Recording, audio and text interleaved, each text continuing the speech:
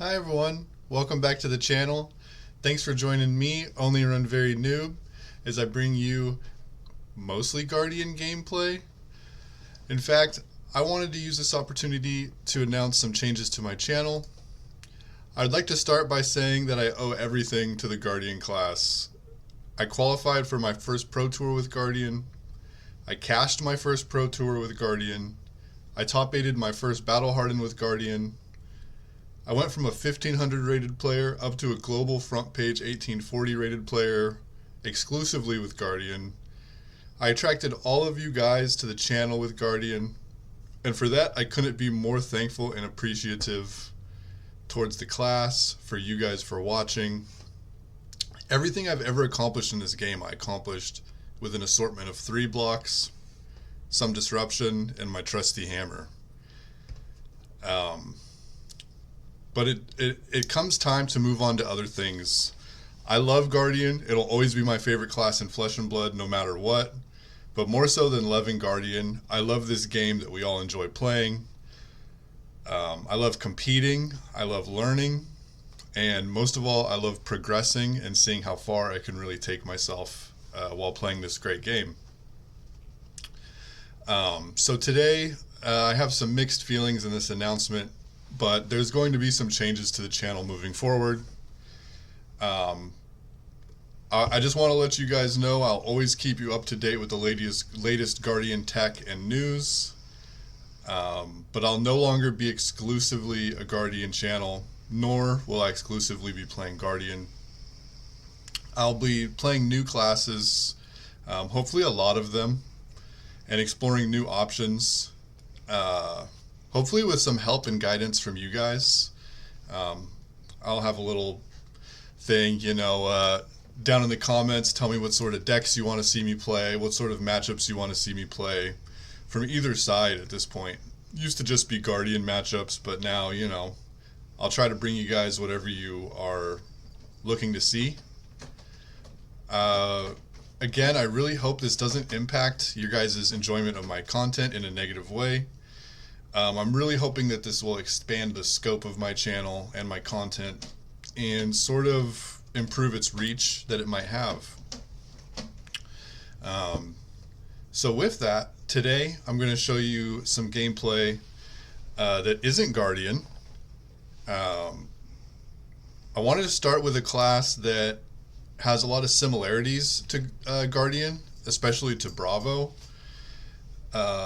And that's going to be Azalea. I've been having a lot of fun playing Azalea. You might be wondering, Azalea, how is that like Guardian? It doesn't block, doesn't even have a weapon that attacks. It's not really a mid-range, slow second cycle deck. It's more of a aggressive deck. But it does have some things in common with Guardian that are very key. Number one being disruption. While it is an aggressive deck that can churn out some value, especially with Rain Razor, Bolt and Shot, Snapdragon's sort of Codex plays where you can go three wide with a Rain Razor's getting 1 card 6 value. But it also dominates really tall attacks with disruption, and it just sort of seems similar to Guardian in that manner. It's not really a second cycle deck, but it's a deck that can play a second cycle game plan. It sort of churns through its deck a little faster than most decks, thanks to the hero ability, thanks to the weapon drawing a card. You kind of get through your deck really fast, and you can get to second cycle where you, instead of blind flipping your Azalea, you should sort of know what sort of stuff you have pitch stacked that you can just flip into a dominated arrow. So let's get into that deck, and I'll show you the list I'll be using for the game I'm going to show you today. So what you see here is the Azalea deck that I have been running recently. As you guys probably know, I'm not really an Azalea player. I'm not really a deck builder. So this is a deck that I just got. I believe it's a Brody list from somewhere. I know a lot of his lists are a little different. I've seen one of his lists that had 3 Fyendel's Fighting Spirits and 3 Raging Onslaughts for Prism. And of course, there hasn't been any lists from official events with MST in mind. And I was definitely testing this with the upcoming meta being sort of the meta I was thinking about. So I made some changes that I thought would really be useful for the new meta, notably the third Merkmile grapnel, because I believe that he was only on 2 in the list I took this from. And I also made some other changes, which I'll get into. My apologies if you hear the landscapers in the background. They come on Wednesday, and Wednesday happens to be one of my days off that I can sort of make these videos. So bear with me. Hopefully it's not too bad. So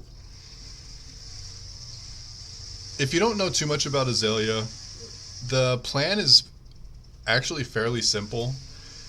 It's just play a bunch of pumps and play a big arrow and get your value that way in a lot of matchups. Some matchups you really want to be red in the ledgering them, like red in the ledger or remorseless. And in some matchups you just want to be making a big arrow dominated so that they can't block you as well. They can't like fatigue you out. From the Guardian side, I definitely come with a Guardian perspective.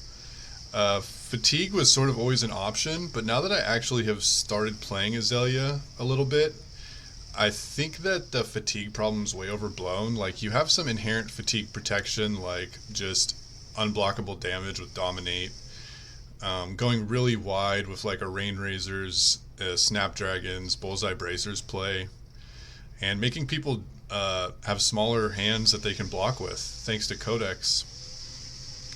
Amplifying Arrow can also get absurdly large. If you have Tunic up and you just like Tunic, load an arrow. So let's say you start with a 5-card hand, and in your hand is Amplifying Arrow, 3 pumps, and in your arsenal's a pump. You just play your arsenal, or flip it over to Death Deal, flip it over with Cross Wrap. See the top card, it's another pump. You play your pump, you Tunic, activate Death Dealer, load in your Amplifying Arrow, draw the pump, play 4 more pumps. That's 5 pumps. They're all worth like 4 because Amplifying Arrow gets +1, and then you just shoot an arrow for 22. Like, just people can only block like 12, right? So you're going to be dealing a lot of damage that way. Awkward breakpoints on stuff like Infecting Shot with Lace of Blood Rot just pushes a lot of damage. Drill Shot helps clean up armor. Like in the early game, you really want to be drill shotting people so that they use their armor on the drill shot to not lose value from their armor. Or if they want to save their armor, a lot of times a drill shot is just going to get like 2 value from putting a counter on a Temper 2 piece of equipment. And when your opponent's out of armor, all of these breakpoints, all of these on-hit effects, and your Dominate really can do work. So I actually think there's probably very few matchups that Azalea can't just go a clean 60 into and not worry about fatigue, because the power of Go Again with Bolt and Shot, how big your arrows can get, and Dominate in the late game mixed with Codex of Frailty can just sort of push damage. This build isn't anything revolutionary. I play all the normal stuff you would tend to see. 6 Bolt and Shots, Drill Shot, Endless Arrow, Infecting Shot, all the laces, Premeditate, Read the Glide Path, Red in the Ledger, Release the Tension, Remorseless, Seek and Destroy, Take Aim, Amplifying Arrow, Codex, Rain Razors. Where my list might differ a little bit from other people's is I include Scout the Periphery. I wanted more pumps because I was running into the problem where late game I just like would draw like 4 arrow hands and they were really bad, and that might be a skill issue where I need to be bottoming pumps more. I need to be arsenaling pumps and then activating Azalea to put them on the bottom more to keep my pump to arrow ratio good. But Scout the Periphery has been pretty good for me, especially in matchups that you run Balance of Justice. It lets you see the top of your deck so that you know if you can Azalea or not. And the other deviation is I only play 1 knock, and honestly I don't even know if I want the 1. It's consistently the worst card in my hands. It's the card that when I draw it, I go, I don't really want this.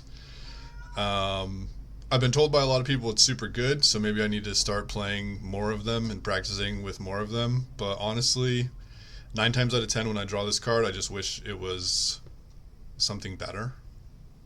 So I replaced the 2 knocks that aren't in the deck with yellow Spire Sniping, which a yellow kind of acts like a blue in this deck. You don't ever really need 3 resources outside of like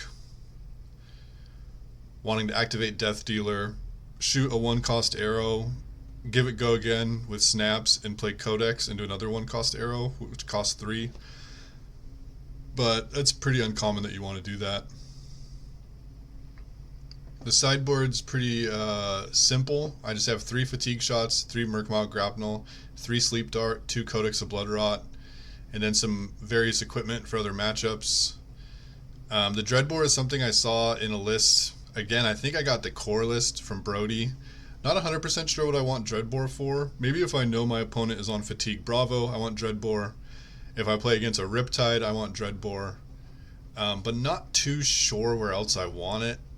It's in the list just because it's like 1 card, and I think against like Riptide, it just might take the matchup from being kind of tough to being unlosable. If they're playing like 12 to 16 traps, Dreadbore is just going to like absolutely ruin their day all day. They're probably not going to even draw like a single hand that's not made awkward by Dreadbore.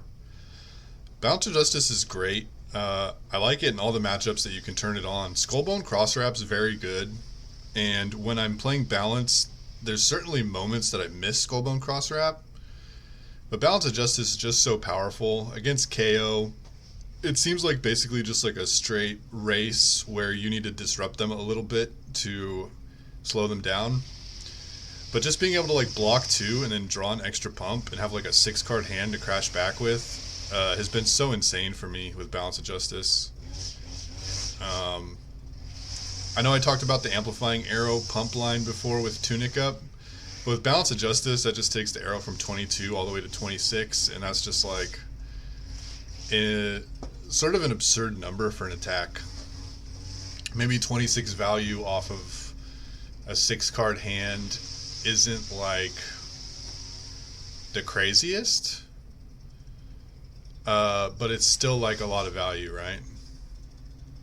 And the Spellfray Coke for Kano, we have AB2 in the base equipment with Skullbone Crosswrap and Bullseye Bracers both giving us 1. And then we just have the Spellfray Coke to counter or make the math kind of tough for them when they play a Wildfire.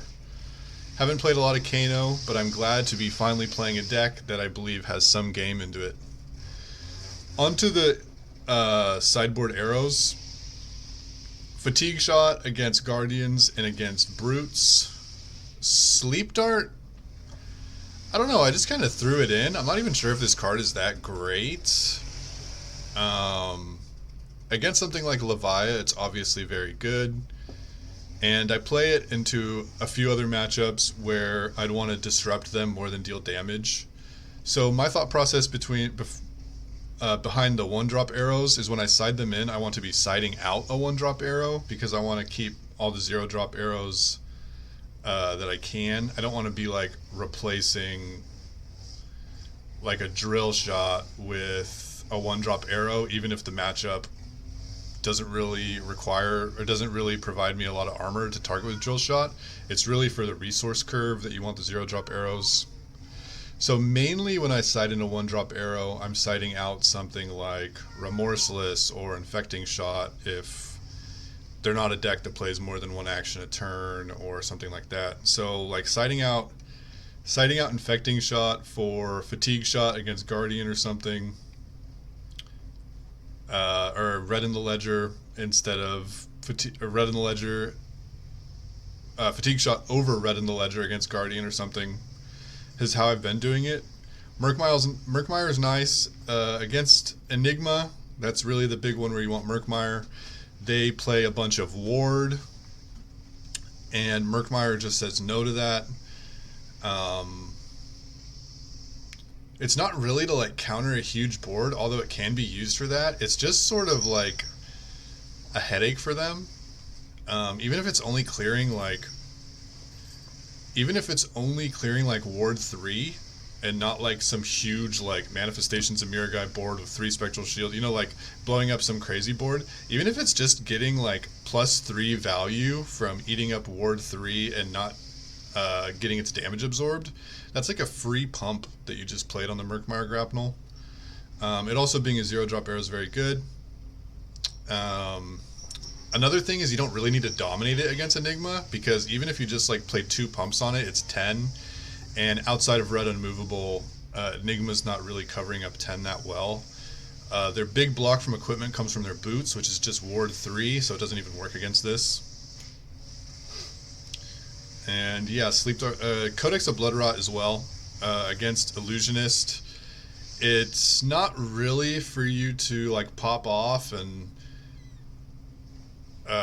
play like a Bolt and Shot pumped and then follow up with a Codex of Bloodrot, like arsenaling another arrow that you can play in case your Death Dealer has already been used up and they block your Bolt and Shot. That's something it can do, but really it's just to automatically give your opponent a Bloodrot token or a Bloodrot Pox token and make it so you can pop ward on their turn. So it makes life a little tough for them, a little awkward. It can also sometimes randomly like get a card out of their hand that they would block with, but that happens less often. So sorry about my explanation of the deck being a little level 0. I'm still learning the deck, and it's not a deck that I've built, so there might be like more nuance to it that I'm seeing on surface level. But I'm here learning, and I'm going to be learning a lot of new classes going forward. You're going to see that. And of course you're going to see me sprinkle some Guardian from time to time as well. So why don't I get to a game and show you how this deck plays out. In this match today, I'm playing against one of the new heroes, Zen. This is a matchup where I go Balance of Justice. In my experience, Zen's really trying to pop off, and they're going to play an Art of War, and I'm going to want some extra block value and to draw an extra card when they play an Art of War. As you can see, I don't sideboard any cards in or out, so no Sleep Dart, no Fatigue Shot, no Grapnel, no Codex of Bloodrot. I'm pretty sure I don't want Grapnel and Fatigue Shot. Sleep Dart might be kind of nice, because they do use their hero ability when they pop off, so maybe I would want to side in Sleep Dart over something like Infecting Shot, just because Disruption seems sort of key against them. The way you lose is they just like pop off way too hard. Our hand here, I just want to load a red in the ledger, and if I draw another pump, I'll probably just like shoot a red in the ledger for 11. Oh, it looks like that's not what I do. It looks like I go for the Spire Sniping because I want to see an arrow on top that I can dominate, but I kind of like just loading red in the ledger, and then if I draw another pump, I can shoot it for 11, and they might not even be able to block it. I don't draw another pump though, so maybe it's good I didn't red in the ledger them. So here I think I'm just going to pump and then shoot the Spire Sniping. It allows them to filter their hand, but also they might have to give me 3 cards, and then I don't have to have a Spire Sniping in my arsenal. The alternative is to just like Azalea flip into one of the pumps I saw on top, and then just like pass the turn. Attacking them might be bad here though, because I'm sort of loading their graveyard in case they wanted bonds. So blind Azalea flipping, or not blind Azalea flipping, but just Azalea flipping into a pump and passing the turn, looking to red in the ledger them on my next turn is probably better. So they throw their whole hand in, well they throw 3 cards in front and then they undo. Not too sure what they're thinking about. I don't think you should ever just take a chunk of damage on turn 0. But it looks like that's what they choose to do. They just take 7 on turn 0 instead of blocking. Not too sure about that. I Arsenal the Remorseless because I'm probably just going to blind Azalea flip looking for a pump next turn, and I'd rather keep the red in the ledger than the Remorseless.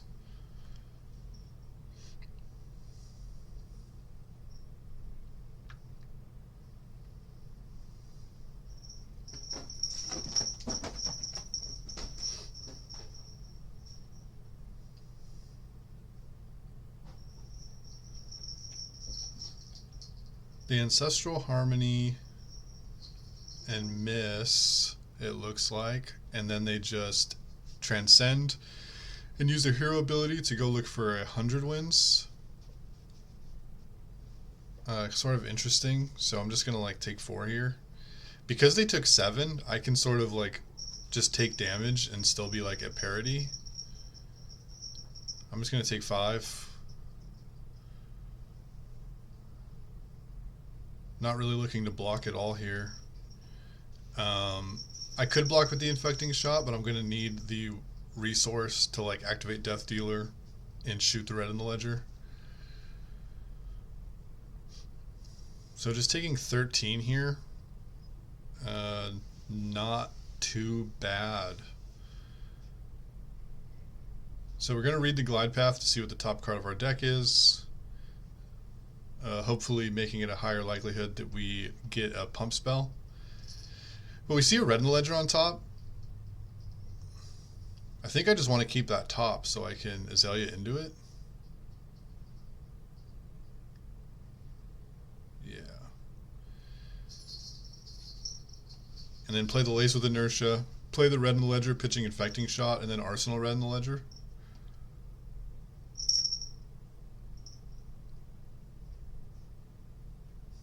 Red in the ledger, very good against Ninja. It's sort of like a Spinal Crush that doesn't need to crush. It just needs to hit. And it's even coming in for more than Spinal Crush here, and we didn't even have to play like 40 blues in our deck to facilitate the resources necessary to play a Spinal Crush. Our Spinal Crush just gets to cost 1. And it's even slightly better than Spinal Crush because it's like, it doesn't matter if they have like infinite action points, they can still only just play 1. So no Scab Skin Leathers nonsense, no Dash IO, like high octane crank nonsense. It's just 1 and done off red in the ledger.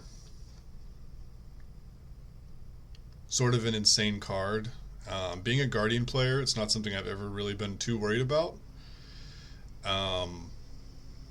But I'm sure a lot of you people that have played Ninja or have played Azalea Mirrors or even like KO know that red in the ledger is definitely a huge beating.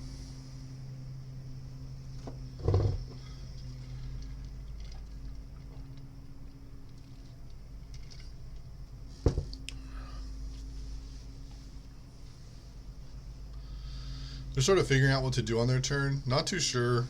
They block 3 and then they play the new Mystic Tome.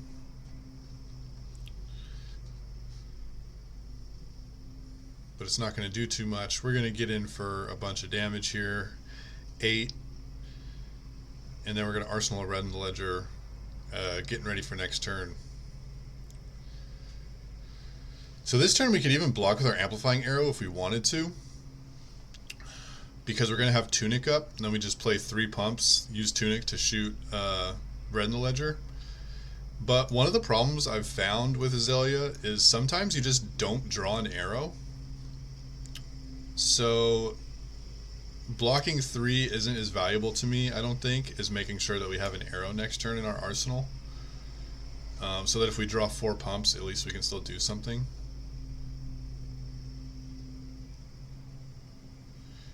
Read the glide path, see what we got, see what we're working with on the top of our deck.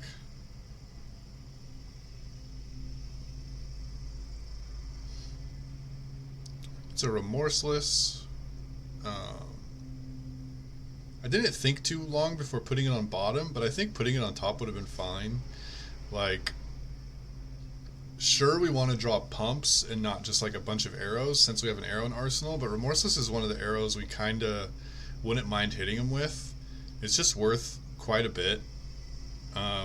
Because on Ninja's pop-off turn, he might play like 9 actions, and if I remorseless him, he might not be able to pop off without it just being detrimental.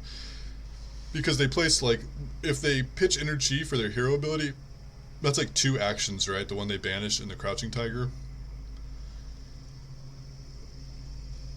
So we have a big red in the ledger here, and following up with a big remorseless might be nice, but I end up putting it on bottom. It might be a mistake. If you're an Azalea player, you might see me make a lot of mistakes. I'm learning new decks right on camera for you guys, and it's been a lot of fun, but also it's been humbling because this game's very hard, and I've been playing Guardian for over 2 years exclusively.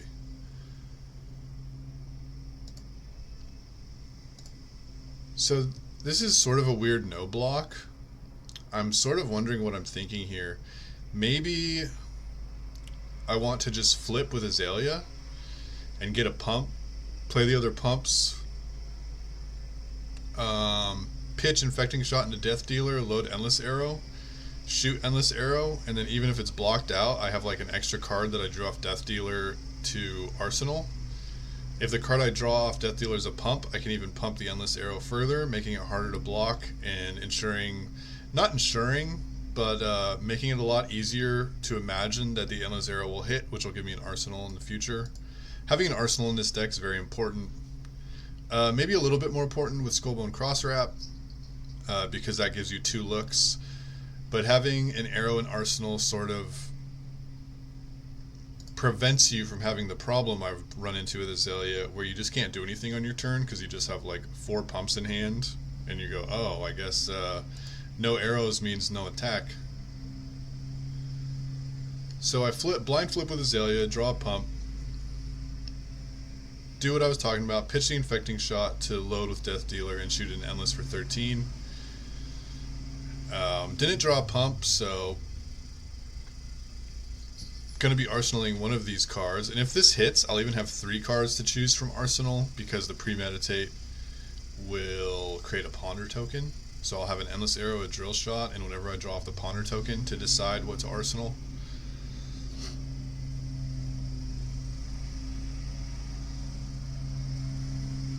It looks like our opponent has decided they need to pop off right now. They're blocking with their Traverse. That card is insane. Like, I think it's easily the best card in the new set, and it might be one of the best cards in Flesh and Blood, period. Just blocking 3 and drawing a Chi is like so crazy. They continue the trend of printing absolutely cracked helmets.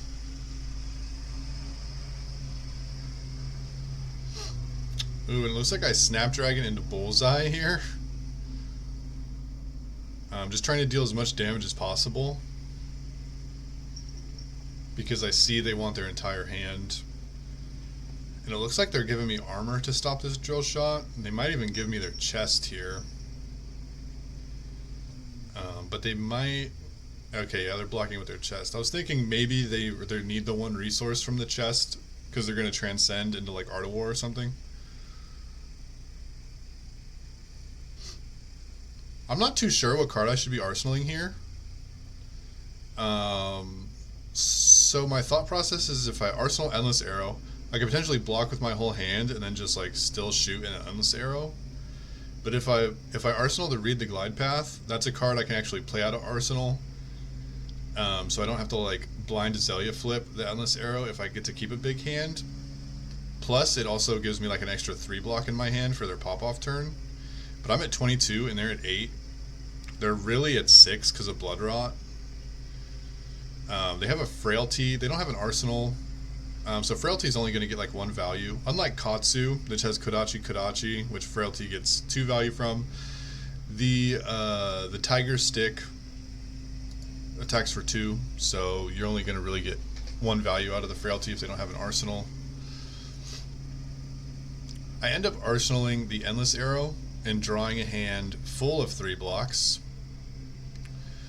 So my plan here could even just be like block 9, play Read the Glide Path into Endless Arrow, and with them having no equipment, it'll probably be pretty hard for them to cover that up and still have a meaningful turn.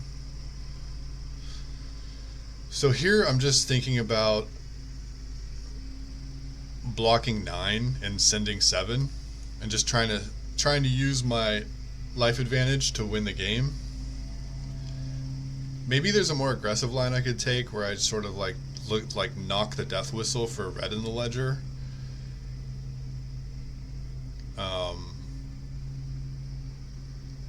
Not too sure, but I kind of like just blocking 9 and sending 7 and using my life advantage. I still have Balance of Justice, so even if they have like an Art of War turn that they want to try to use to get back into the game, I can leverage that helmet.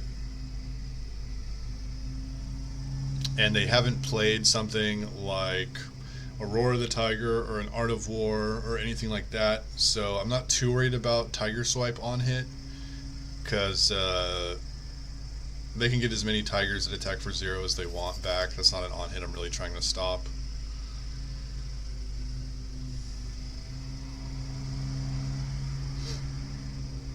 And I believe Tiger Swipe is like the only on hit Zen really presents. The rest of it's just sort of like plain damage value.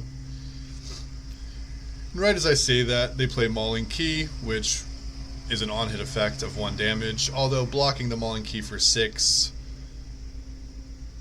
is sort of the same as blocking for 6 on something else, because it attacks for 5 and deals 1 extra, so I'm not really losing too much value there. So we still get to have a life advantage of 5 and send 7. They're going to be forced to block with at least 1 card to not die.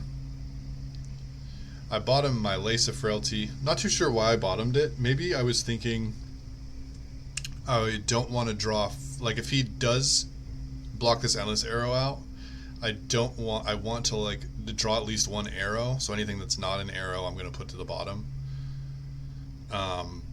But the Endless Arrow hitting means I sort of want pumps here. Ooh, and he plays an Art of War, so we're going to get value off our Balance of Justice, and we should win this game. I don't imagine he'll be able to deal... what would he need to deal? If he deals 16, that would kill me through my Bolt and Shot. Me blocking with Bolt and Shot, blocking with Balance. But the thing is, like, I can just block with extra cards if I want to. So yeah, we're just gonna block with Balance here, and then pop Balance. That's another interesting thing about Azalea compared to Guardian. In Guardian, oftentimes you have to keep, like if I want to attack him for 11, I have to keep like 3 cards, like 2 blues and a Crippling Crush. And if I'm forced to block with extra cards, all of a sudden, instead of attacking for 11, I'm attacking for like 4 by swinging the hammer.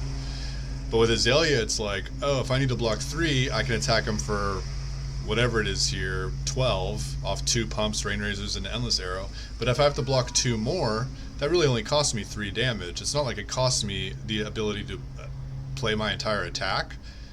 It just costs me the ability to pump it by like +3. And I guess the trade-off for that is that your pump spells only block for 2, so they don't block as well.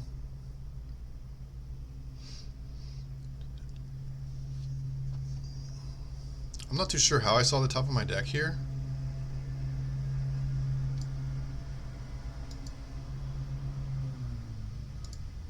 Oh, maybe I didn't see the top of my deck. Maybe I just blind flip. Yeah, I just blind flip, because if it's a pump, I can just play it and then Tunic, load, Bolt and Shot, and if it's an arrow, my opponent just dies. That's another advantage, I think, of not playing Knock the Death Whistle, because if you blind Azalea into Knock the Death Whistle, like, my turn just ends here, right? But since I blocked with my only Knock the Death Whistle, I know literally anything off the top wins me the game here. So coming in for 10 Dominate, he has no Arsenal, he's going to die. We got 15.2 value compared to our opponent's 11 value. He sends the quick rematch, but that is not on camera. I only bring you 1 game at a time. This video is already going kind of long. I had my intro about how I was not quite pouring one out for the Guardians, but letting you guys know that the channel moving forward is going to be a lot less Guardian focused. Although I'll still keep you up to date on any sort of Guardian stuff. It is my favorite class, and even though I'm not exclusively Guardian, it is still a class in Flesh and Blood that can be played. When something new comes out, you better believe I'll be playing the new Guardian. When some sort of new build comes out, you better believe I'm going to be showing it to you guys. Quite possibly, I'll be bringing you some sort of Crown of Dominion, Hyper Gold, Victor deck. You know, think money where your mouth is, wage golds, visit the gold main estate. But yeah, I'm just going to be bringing a lot more new stuff. Really looking forward to see the feedback to this, and if I'm going to be blasted in the comments for not being a Guardian exclusive player anymore, or if there'll be a lot of support and you guys telling me what sort of class you want to see me play, what matchups you want to see me play, what heroes you want to see me play. So yeah, down in the comments, let me know what hero you want to see me play next. Maybe all throughout this week, I'll keep an eye on that. And then next week, I'll upload a video with the most commented hero. So thanks for watching. If you're still here, thanks for sticking with me through this non-Guardian game. It's pretty hard for me to be playing a not Guardian here. So hopefully that's just all on me, and it's not too hard for you guys to watch me not play a Guardian. Although it might be if you're an Azalea player, because I'm sure I made a ton of mistakes. If I made any mistakes, let me know down in the comments. Comment, like, subscribe. And I hope you all have a wonderful day. Thanks for stopping by.